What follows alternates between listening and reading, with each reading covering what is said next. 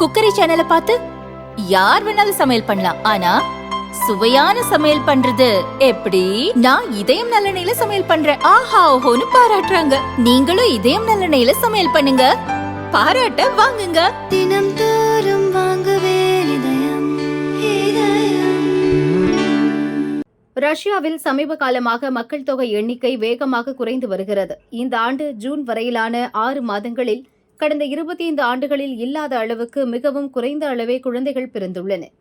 இந்த ஆண்டில் ஜூன் வரையிலான 6 மாதத்தில் 5,99,000 குழந்தைகள் பிறந்துள்ளன.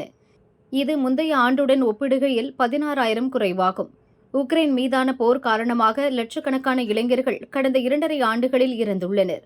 இதுவும் மக்கள் தொகை எண்ணிக்கை குறைவதற்கு முக்கிய காரணமாகும். குழந்தை பிறப்பை ஊக்குவிக்க ரஷ்ய அரசு பல்வேறு நடவடிக்கைகளை எடுத்து வருகிறது.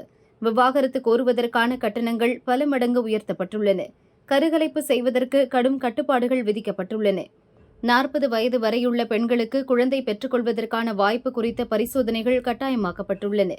சில மாகாணங்களில் முதல் குழந்தை பெற்றுக்கொள்ளும் பெண்களுக்கு 9,40,000 ரூபாய் ஊக்கத்தொகை வழங்கப்படுகிறது. இதன் அடுத்த கட்டமாக ரஷ்ய அதிபர் விளாடிமிர் புட்டின் புதிய உத்தரவை பிறப்பித்துள்ளார். அதன்படி அலுவலகத்தின் உணவு இடைவேளை மற்றும் தேநீர் இடைவேளையின் போது தாம்பத்திய உறவில் ஈடுபடுவது ஊக்குவிக்கப்படும். சுகாதார அமைச்சர் டாக்டர் ஏவ்ஜெனி கூறும்போது, அலுவலக வேலை அதிகமாக உள்ளது என்று கூறக்கூடாது. வாழ்க்கையும் முக்கியம். குழந்தைகளை பெற்றெடுத்து வளர்க்க வேண்டும். இதை ஊக்குவிக்கவே இந்த புதிய உத்தரவு பிறப்பிக்கப்பட்டுள்ளது என்றார்.